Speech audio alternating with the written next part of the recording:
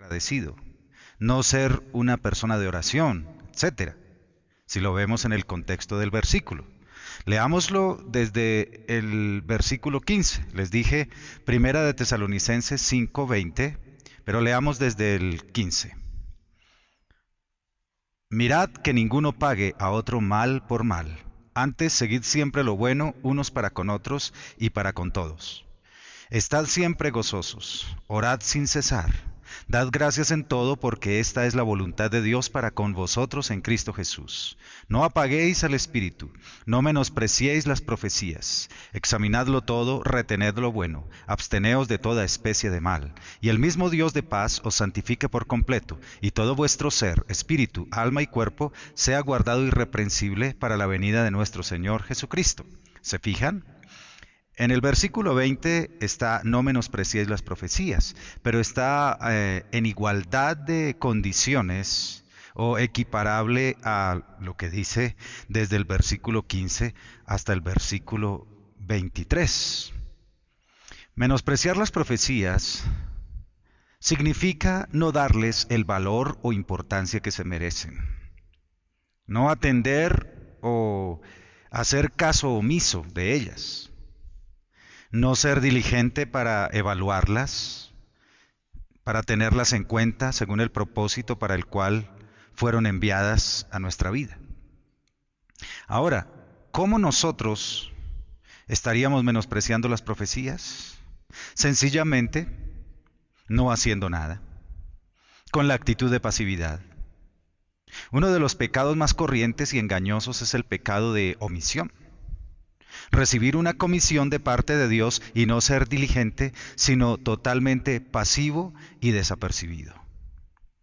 En el caso de las profecías, se peca por omisión porque se desconoce cuál es el paso para la acción. No es porque intencionalmente se quiera menospreciar las profecías. Repito, es porque se desconoce cuál es el paso para la acción, que se peca por omisión. Los creyentes que hemos recibido muchas profecías, como nosotros, los de Comunidad Cristiana de Fe, sencillamente ignoramos lo que debemos hacer con ellas. Y la vía más fácil, mientras averiguamos qué tenemos que hacer con ellas, es sencillamente no hacer nada. Pero, por otro lado, entonces tendríamos que decir que debemos hacer algo para que se cumpla la profecía, o debemos hacer que se cumpla la profecía. Nosotros mismos no podemos hacer que se cumpla una profecía, o no debemos intentarlo. No debemos intentar forzar una profecía, porque producirá ismaeles. Tenemos algunos ejemplos bíblicos de personas que intentaron forzar sus profecías. Abraham y Sara con Agar, Rebeca y Jacob. Entonces, la pregunta es, ¿qué hacemos con una profecía? Se nos presenta el dilema. ¿Hacemos algo o no debemos hacer nada? ¿Cuántos han tenido este dilema en sus vidas? Para resolverlo, tenemos que entender los roles frente a una profecía. Los roles de Dios y los roles del hombre. ¿Qué le compete a Dios y qué le compete hacer al hombre? Miremos pues los roles para resolver este dilema. Le corresponde a Dios, a través de sus atributos, hacer que la profecía se cumpla. Es Él quien hace cumplir la profecía, no somos nosotros. Él la da, Él la cumple, o la hace cumplir. Pero los atributos de Dios se combinan, específicamente tres atributos: la soberanía de Dios, la predestinación y la presciencia. Estos tres hacen cumplir una profecía para nosotros. En primer lugar, la soberanía de Dios dispone las circunstancias y las personas en el tiempo oportuno a través de los ángeles asignados. En segundo lugar, la predestinación provee la información inspirada para cumplir nuestro destino. En tercer lugar, la presciencia de Dios corrige las circunstancias adversas, los errores de las personas y las intromisiones y bloqueos de Satanás, porque la presciencia conoce de antemano lo que sucederá. Todos entendemos qué es soberanía, qué es predestinación y qué es presciencia. Presciencia es el conocimiento previo que Dios tiene de las circunstancias que pasarán, porque Dios no vive inmerso en el tiempo, Él está fuera de él, de manera tal que Él puede ver el futuro de la misma forma que ve el pasado o que está viendo el presente. Predestinación es el plan que Dios ha trazado de antemano desde antes de la fundación del mundo para cada uno de sus hijos. Los hijos de Dios somos predestinados, dice la Biblia. Y soberanía es la autoridad de gobierno que Dios tiene sobre todo el universo y todas las circunstancias de los seres y de las cosas del universo.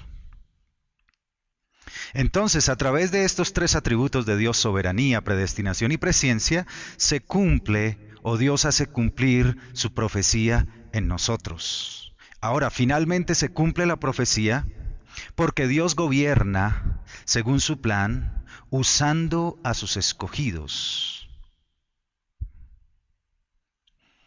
¿Qué le corresponde al hombre? Le corresponde al hombre ser el instrumento entendido, limpio y dispuesto. Entendido, limpio y dispuesto, tres cualidades del carácter para facilitar el trabajo de los atributos de Dios. En primer lugar, el entendimiento es el discernimiento de la buena voluntad de Dios agradable y perfecta. Es el resultado de la renovación constante de la mente para impedir que la rutina haga sus efectos contaminantes en nosotros. Romanos 12:1 dice la Escritura allí en Romanos 12 que debemos renovar nuestra mente, nuestro entendimiento en el Espíritu de Dios y no conformarnos a los deseos de este mundo. El entendimiento nos proporciona la profundidad y el discernimiento de los propósitos de Dios en las profecías. En segundo lugar, la limpieza del vaso es la actitud permanente de discernir lo santo de lo profano y vivir apartado del mal como estilo de vida. Es tan importante la limpieza o la santidad. Y en tercer lugar, la disposición, como la actitud permanente de pasión por la presencia divina y la obediencia a la guía del Espíritu Santo. Según la actitud, nosotros nos movemos en una franja entre la voluntad perfecta de Dios y la voluntad permisiva de Dios.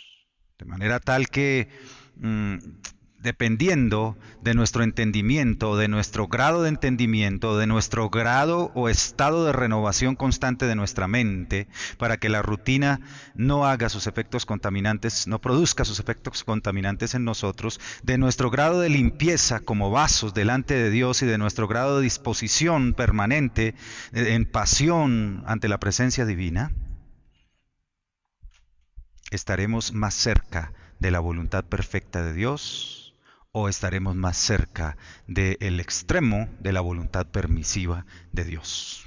Ahora, explico estos dos términos: voluntad perfecta de Dios y voluntad permisiva de Dios. La voluntad perfecta de Dios es el plan A de Dios para ser cumplido en el tiempo exacto, en el lugar correcto y con las personas escogidas, los hechos perfectos y completos, con actitud y corazón perfectamente agradable a Dios. Esta es la definición completa de voluntad perfecta de Dios. Involucra tiempo, lugar, personas, hechos, actitud y corazón. Tiempo exacto, lugar correcto, personas escogidas, hechos perfectos y completos, corazón perfectamente agradable a Dios, actitud correcta. Ahora, ¿qué es la voluntad permisiva de Dios? La voluntad permisiva de Dios es el plan B de Dios o el plan C, D, E o F de Dios. Todo aquel plan que no es el plan A de Dios. y todo plan que resulta del fallo del plan A de Dios. Ahora, el fallo del plan A de Dios se presenta debido a la debilidad y a la ignorancia humanas. Digamos que es como el otro sí al contrato divino. ¿Saben qué es un otro sí? Un otro sí es un contrato que se suscribe entre las dos partes debido al fallo o a la dilación del primer contrato, al no cumplimiento de los términos del primer contrato. En realidad, solo Jesús pudo cumplir la voluntad perfecta de su Padre. Por esa razón, la gracia de Dios nos ayuda en nuestra debilidad e ignorancia para hacer los ajustes y las correcciones de tiempo, de lugar, de personas y hechos, diseñando un plan B para nuestras vidas. Solo podemos cumplir la voluntad perfecta de Dios, pero en Cristo, por la fe, por la gracia de Dios. Dios completa lo que nos hace falta para estar acordes con la voluntad perfecta de Dios. Dios lo completa mediante la gracia del Señor Jesucristo. Porque todos nosotros estamos rodeados de debilidad, de errores, de fallos, de falta de fe, de inconsistencias, de dilaciones, de perezas que nos impiden alcanzar a cumplir la voluntad perfecta de Dios. Todos nosotros vivimos y ministramos realmente en la franja de tolerancia de la voluntad de Dios, entre la voluntad perfecta de Dios y la voluntad permisiva de Dios. Vuelvo y repito, para que quede claro el principio. Podemos cumplir la voluntad perfecta de Dios solamente por la fe en Cristo y por la gracia de Cristo, pero realmente estamos posicionados en una franja de la voluntad permisiva de Dios. Algunos más cerca, otros más lejos. Esa franja de tolerancia solo es decidida por Dios según su misericordia. ¿Hasta dónde prolonga Dios su misericordia para cubrir nuestros yerros con su gracia? Solo Dios lo sabe y solo Dios lo decide. Aquello que Dios decide no cubrir por su gracia, es decir, los que caen de la gracia de Dios, espero que nosotros no caigamos o hayamos caído de ella o estemos caídos de ella. Solamente aquello que Dios decide no cubrir por su gracia se encuentra por fuera de la franja de tolerancia divina de su voluntad permisiva.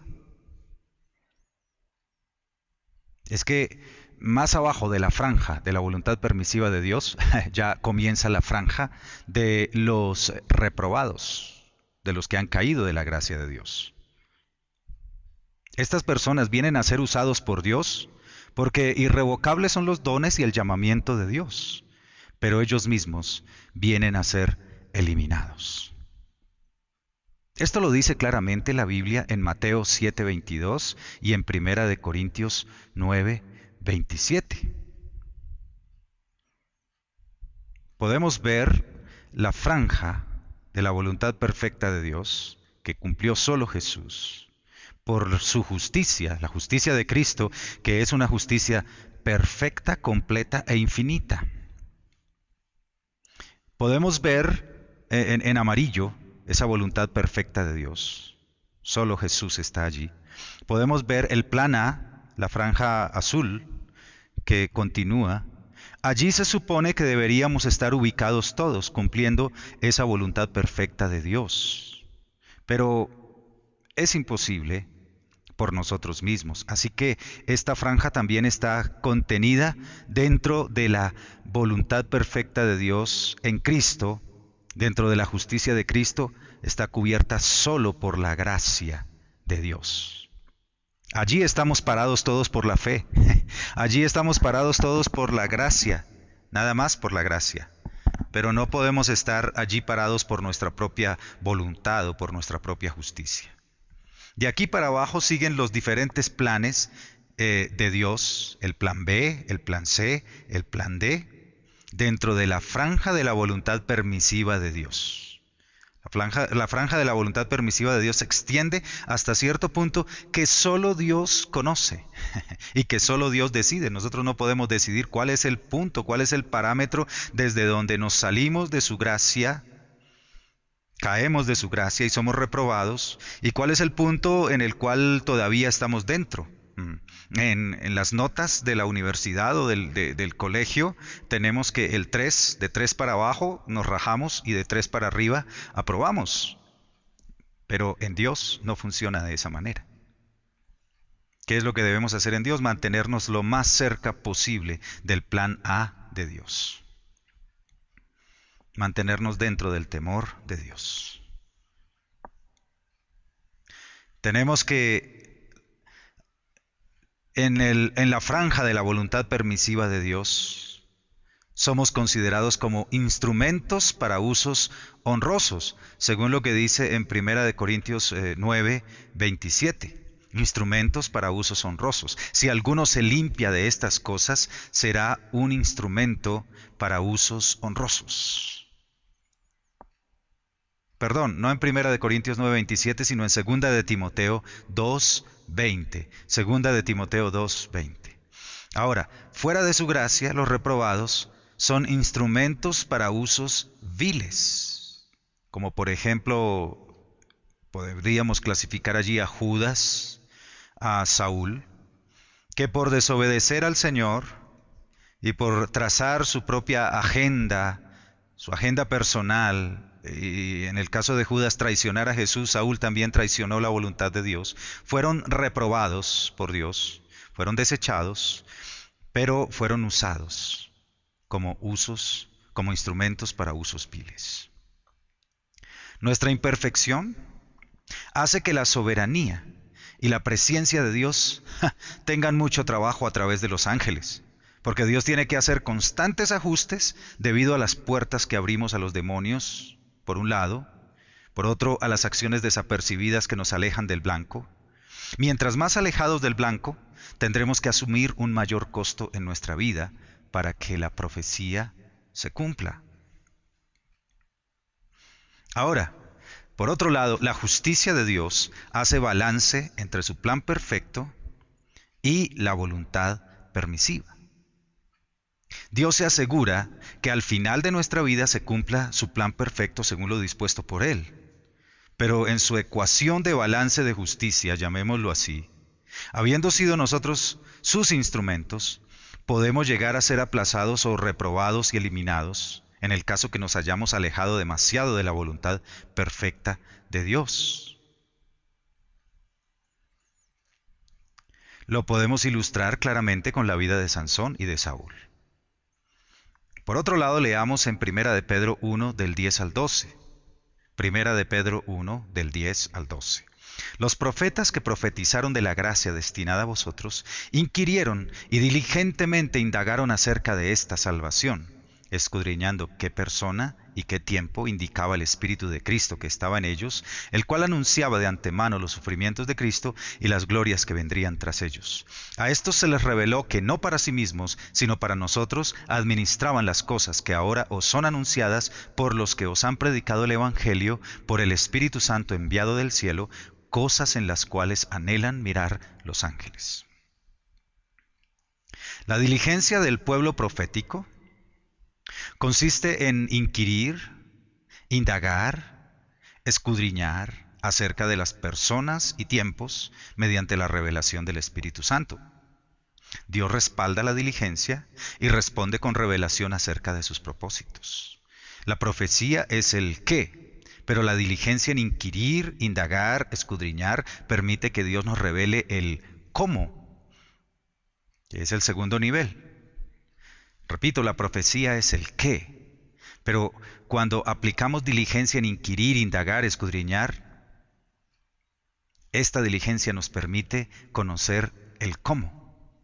Y si seguimos profundizando, indagando, inquiriendo, con una actitud diligente, entonces el Señor nos revelará el tercer nivel. El tercer nivel es el ¿para qué? El propósito. Siempre que nosotros pasamos a un presbiterio profético y recibimos profecías, y nos alegramos tanto por las profecías cuando el Señor nos habla,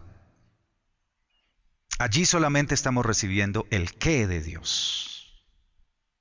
Pero Dios no revela ni el cómo ni el por qué, a menos que nosotros seamos diligentes. La parte que Dios pone es el qué.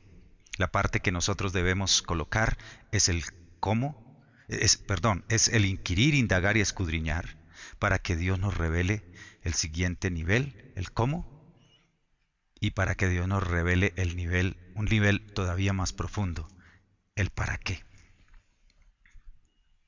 Un pueblo profético, desapercibido, cae en el error de menospreciar las profecías y solo recibirá y entenderá el qué. Probablemente tendrá que dar muchas vueltas en la etapa de la prueba por su falta de diligencia. Cuando finalmente sea promocionado a la etapa de la provisión, solo cumplirá el qué de manera superficial y probablemente errática, como dando golpes al aire. Pero un pueblo diligente y apercibido sabrá no solamente el qué, sino también el cómo y el para qué. La profecía recibida en la etapa de la promesa, como el qué, se convertirá en la etapa de la provisión, en poder contundente que pega en el blanco mediante la revelación profética completa. ¿Recuerdan ustedes las 3 etapas que nos ha enseñado el apóstol Randy de la profecía?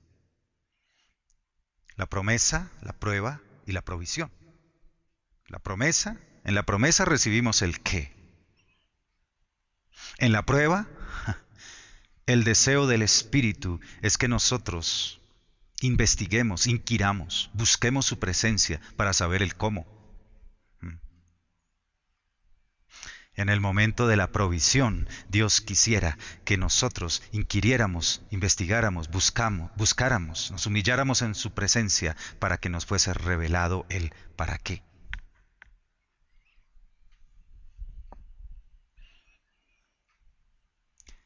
Además de el qué, el cómo y el para qué en el tiempo de la promesa, la prueba y la provisión, Dios tiene reservadas muchas sorpresas para los que son diligentes para inquirir.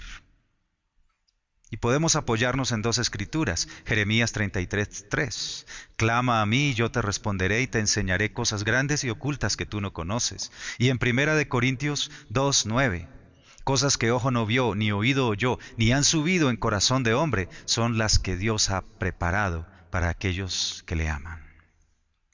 Así que hablemos del siguiente punto, yendo más allá de las profecías.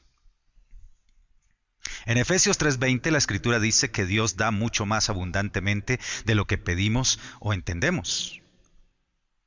Así que acompañada del cómo y del para qué vendrá mucha revelación adicional que no estábamos pidiendo y que nos abrirá un panorama de destino mucho más amplio y profundo de lo que nosotros estábamos esperando para nosotros mismos. Esta revelación adicional rebasará el primer qué, casi que haciéndole perder su importancia frente a la relevancia de lo nuevo que Dios nos revelará, que Dios nos traerá. Es allí en estos misterios en donde anhelan mirar los ángeles, como dice en el versículo que leímos al principio. Por otro lado, este es el método de la promoción divina. Dios anuncia a todos el qué, pero está esperando por los diligentes para promoverlos a una dimensión mucho mayor. A los demás que se quedaron conformes con el primer qué, solo los usará para cumplir ese qué. Pero Dios solo revelará el qué a ellos, pero no revelará las dimensiones siguientes hasta tanto no actuemos como Él espera. Ilustrémoslo con la vida de Daniel. Dios le hizo una promesa a Daniel, pero por su diligencia en inquirir, lo encontramos en Daniel 8:27 y en Daniel 9:20 al 23. Daniel recibió revelación que no estaba pidiendo. y fue usado con una revelación que trasciende hasta el tiempo del fin.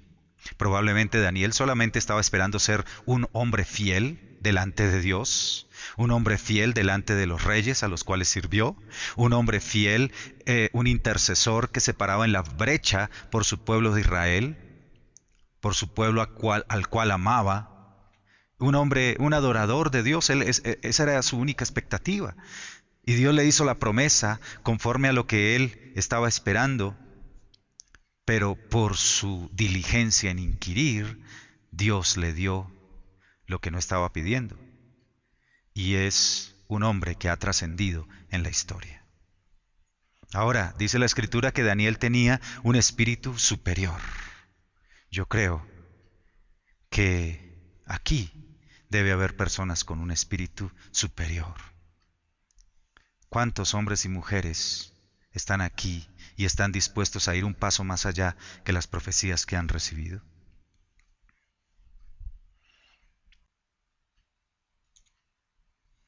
Segundo punto, la autoestima e identidad espiritual con base en la visión profética. ¿Cómo nos ve Dios? Hablaremos en este punto de nuestra singularidad. Lo primero que Dios nos revelará cuando profundizamos más allá del qué, además del cómo y para qué, es acerca de nuestra identidad espiritual. En toda profecía que recibimos existe siempre un elemento implícito. Yo me puse a mirar cada profecía y encontré ese elemento implícito en las profecías después de estudiarlas. El elemento implícito es cómo nos ve Dios de acuerdo a lo que somos individualmente según su plan eterno. Dios nos habla por profecía de acuerdo a la visión que Él tiene de nosotros. Y la visión que Él tiene de nosotros es una visión espiritual. Es la visión correcta, es la visión 2020 desde el cielo. Pero el cómo nos ve Dios solo nos será revelado si nosotros inquirimos en su presencia. Porque ya les dije, Dios lo único que nos revela al principio es el qué, no nos revela lo demás. La imagen conforme a la semejanza de Dios que nosotros llevamos dentro de nosotros incluye lo que he llamado el misterio de la singularidad. Miremos, Dios le dijo a Moisés, yo soy el que soy. YHWH, el tetragramatón, le han denominado así, es decir, las 4 letras del nombre de Dios, YHWH. Ese atributo de yo soy el que soy se define como la unicidad de Dios, que es allí. ¿Qué está diciendo Dios cuando dice yo soy el que soy? Está diciendo yo soy único. Está diciendo yo soy el ser. Está diciendo yo soy el completamente diferente o el completamente otro. No me parezco a nada, no me parezco a nadie. Aunque el hombre trae mi imagen y mi semejanza, en realidad yo soy único, yo soy el ser. Yo soy el que soy. Dios imprimió esa semejanza en nosotros, haciéndonos también como seres individuales y únicos a cada uno de nosotros. Aunque nos parecemos todos y nos parecemos a Dios, sin embargo, no somos iguales, somos semejantes. Dios no hizo series de imitación.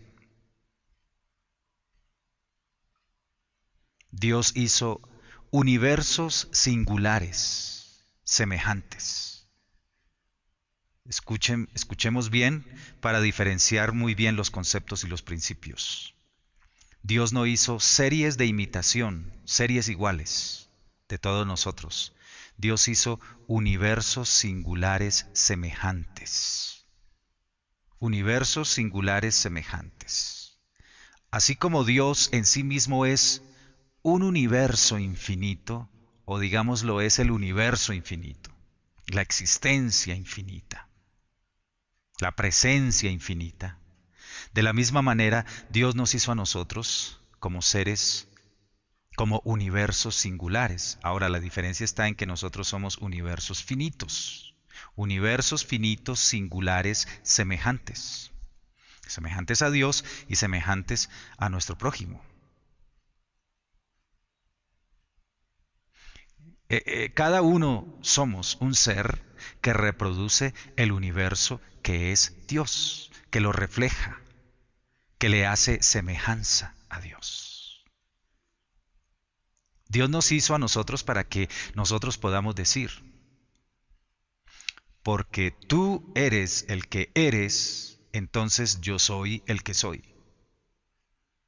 Repito, nosotros podemos decir, porque tú eres el que eres, entonces yo soy el que soy. Ese tú eres el que eres con mayúscula y ese yo soy el que soy con minúscula, porque se refiere a nosotros. Mucho más allá del libre albedrío, una doctrina muy estudiada por nosotros, del libre albedrío que tenemos, debemos ser conscientes del ser singular que nosotros somos. El libre albedrío solo es una manifestación de nuestra singularidad universal o de nuestra singularidad dentro del universo creado por Dios. Lo más importante es el ser singular que somos. El ser que es Dios es fundamental y trascendente en el universo creado por Él.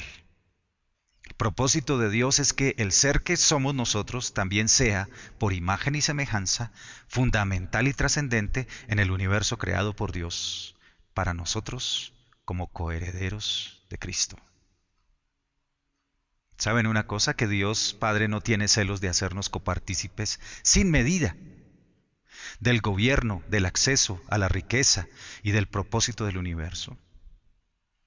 Porque el propósito de Dios al crearnos fue hacernos semejantes a Él. No iguales, semejantes. Que nosotros reflejemos el universo que Él es, que nosotros lo seamos también en semejanza. Desde luego nadie puede ser igual a Dios porque Dios es infinito y eterno. Pero existen tres tipos de visión diferente de nosotros mismos. O tres tipos de visión con la cual nosotros mismos nos vemos a nosotros mismos para definir nuestra identidad. La primera es la visión espiritual, la segunda la visión natural y la tercera la visión carnal. La visión espiritual es la visión real según la identidad que Dios nos ha dado desde antes de la fundación del mundo por predestinación. La visión natural es la visión según nuestra alma acerca de nosotros mismos. Es lo que nosotros podemos creer emocional e intelectualmente de acuerdo a nuestro temperamento, a nuestra personalidad, conforme al conocimiento natural o al desarrollo natural, intelectual y emocional.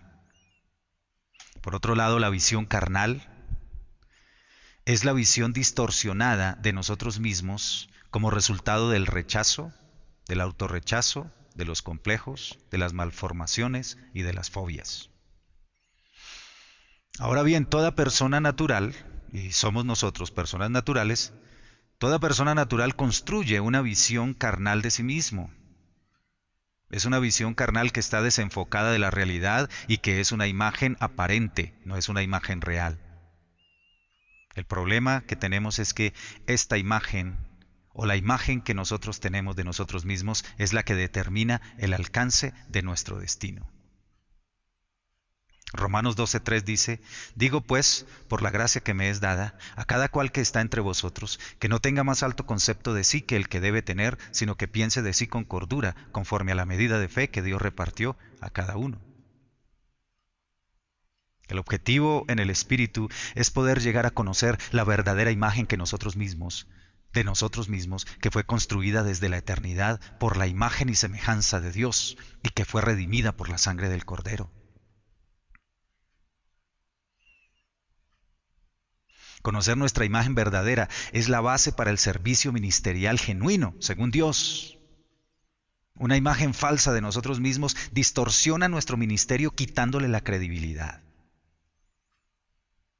Cuando conocemos por revelación la imagen verdadera, podemos cumplir la segunda parte del segundo mandamiento, amarse a sí mismo. Podemos proyectarnos hacia el alcance ilimitado de nuestro destino. Satanás, por otro lado, está interesado en que nuestra imagen espiritual verdadera sea distorsionada. Y es por esto que él utiliza la vieja estrategia de atacar la paternidad con el espíritu de rechazo y de preferencia. Porque Satanás sabe que los padres son los responsables de inspirar en los hijos el descubrimiento de su verdadera identidad. Si Satanás logra frustrar la verdadera identidad o distorsionar la verdadera identidad de las personas desde niños, entonces logrará distorsionar el ministerio de los escogidos de Dios y logrará frustrar la predestinación. Logrará frustrar también el alcance de las profecías. Una imagen falsa es el resultado de una paternidad deficiente y produce 4 raíces muy arraigadas en el carácter que afectan gravemente el ministerio. La primera raíz es inseguridad. La segunda raíz, el autorrechazo y los géneros de rechazo. La tercera, la presión del logro, y la cuarta, la presunción. Las 4 raíces fundamentales de una imagen falsa. Y yo creo que todos las llevamos. La inseguridad degenera hasta la esquizofrenia. Pasa por el llamar la atención constantemente de los demás, pasa por el doble ánimo, degenera en esquizofrenia. El autorrechazo y los géneros de rechazo degeneran en el suicidio, pasan por la depresión y la amargura. La presión del logro degenera en la hipocresía y el fariseísmo, pasando por el agrado al temor del hombre, agradar al hombre, tener temor del hombre, la religiosidad. Y la presunción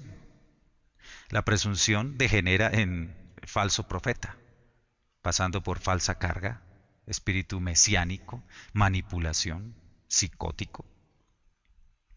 Les mostraré una forma sencilla de saber si tenemos una imagen falsa de nosotros mismos. ¿Siente usted rechazo por sí mismo cuando escucha su voz en una grabación o se ve en una fotografía? ¿Generalmente está luchando por quedar bien ante la opinión de los demás? ¿Usted es capaz de confesar sus pecados, sus debilidades a las personas que lo estiman y ante las personas que pueden definir su destino? ¿Usted siente celos cuando no es tomado en cuenta o no le dan importancia como a otros que estima como sus colegas? Así tendríamos otro sinnúmero de preguntas que nos ayudarían a detectar, pero con estas preguntas sencillas podemos saber, al haber respondido cada uno de nosotros en nuestra conciencia, podemos saber si realmente no tenemos la imagen verdadera o tenemos una imagen falsa de nosotros mismos. El conocimiento de nosotros mismos según la imagen de Dios solo puede ser el resultado de la revelación del Espíritu.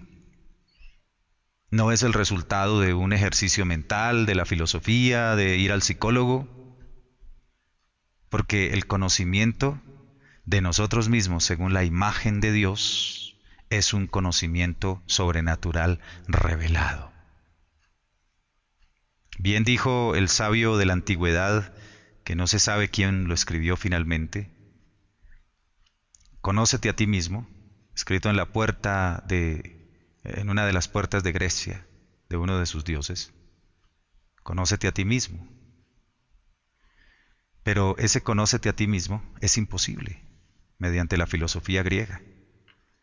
El conócete a ti mismo, la identidad individual, solamente puede ser revelada por el Espíritu de Dios. Todos los apóstoles, habiendo sido simples pescadores, recibieron la revelación de quiénes eran, de cuál era su identidad, de cuál era su singularidad delante de Dios, y por ello fueron hombres que transformaron al mundo. Ahora, es muy difícil explicar el conocimiento espiritual del ser que somos, del ser que yo soy, del ser que tú eres, porque se trata de un estado de la conciencia espiritual que en sí mismo es inefable, es decir, no se puede explicar. Pero cuando lo recibimos y lo vivimos por revelación de Dios, podemos definirlo por los frutos que produce. Dejamos de tener celos, dejamos de tener envidias de otros, dejamos de compararnos, dejamos de tratar de agradar a los demás por la presión del logro, porque estaremos seguros de nuestra identidad singular. Dios me ha ayudado a mí personalmente, y perdónenme que mencione mi propio caso, pero lo doy como testimonio. Me ha ayudado a mí personalmente en esto. Anteriormente vivía muy pendiente de estas 4 raíces en mi carácter y mi personalidad. Era inseguro, tenía autorrechazo, presión del logro y presunción, y no digo que ya sea completamente libre de ello, pero por lo menos ahora puedo reírme de mí mismo, puedo experimentar libertad, puedo amarlos a todos ustedes como mis hermanos sin estar pensando en que tengo que agradarlos por la presión del logro. Puedo ser franco, directo y sincero con ustedes en el amor de Dios.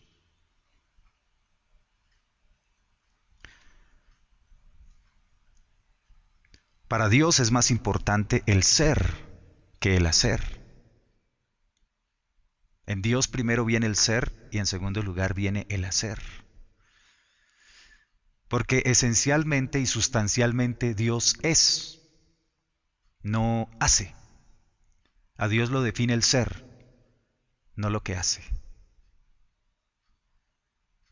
Yo soy el que soy. Ahora, tenemos muchos ejemplos bíblicos de la identidad espiritual. La podemos ver en el pasaje de la transfiguración, en Mateo 17 del 1 al 3, cuando Jesús se transfiguró delante de 3 de sus hombres, aparecieron junto a él. Dice la Escritura que de sus vestidos salió luz y su cuerpo espiritual, eso es lo que, como lo podemos definir o describir, su cuerpo espiritual como que afloró, emergió de su interior invisible hacia el exterior visible, por lo menos ante los ojos de los discípulos que lo estaban viendo.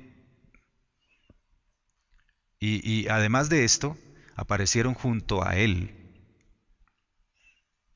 Elías y Moisés hablando con Jesús. Y sabemos que Elías y Moisés fueron llevados por Dios. Moisés murió y su cuerpo fue transpuesto. Y Elías fue arrebatado en un carro de fuego. Y aparecieron hablando con Jesús. Ahora la pregunta es, ¿por qué los apóstoles, los que estaban viendo a Jesús, que eran Pedro, Juan y Jacobo, por qué ellos reconocieron a Moisés y a Elías? Si no tenían ninguna escultura, ninguna fotografía de ellos, ningún dibujo de ellos, porque era prohibido hacer imagen y semejanza para los hebreos, ¿cómo supieron que eran ellos?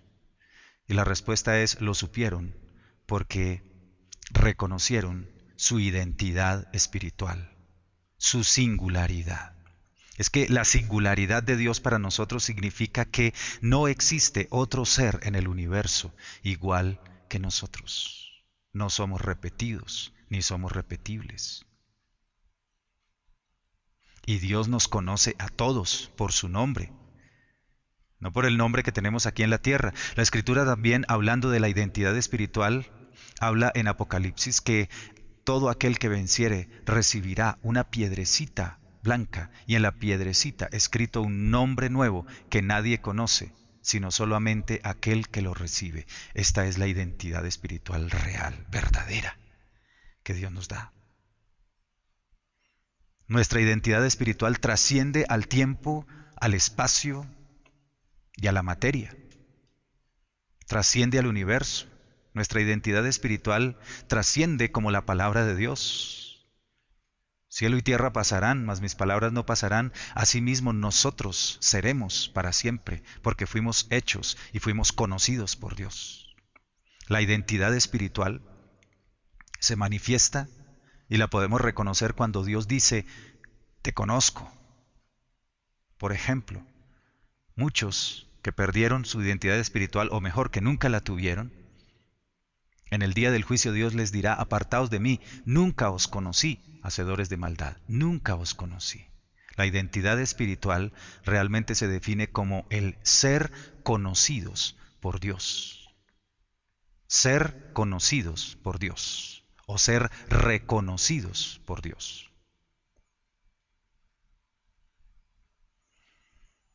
Aún los demonios reconocen la identidad espiritual cuando la perciben.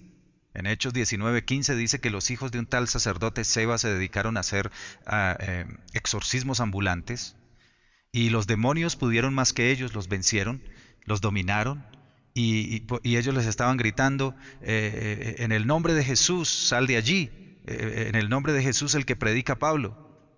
Y los demonios respondieron, conocemos a Jesús y conocemos a Pablo, pero ustedes, ¿quiénes son? Fíjense que en el mundo espiritual solo es reconocido aquel que fue de antemano conocido en la predestinación y la presciencia de Dios. Esa es nuestra identidad espiritual.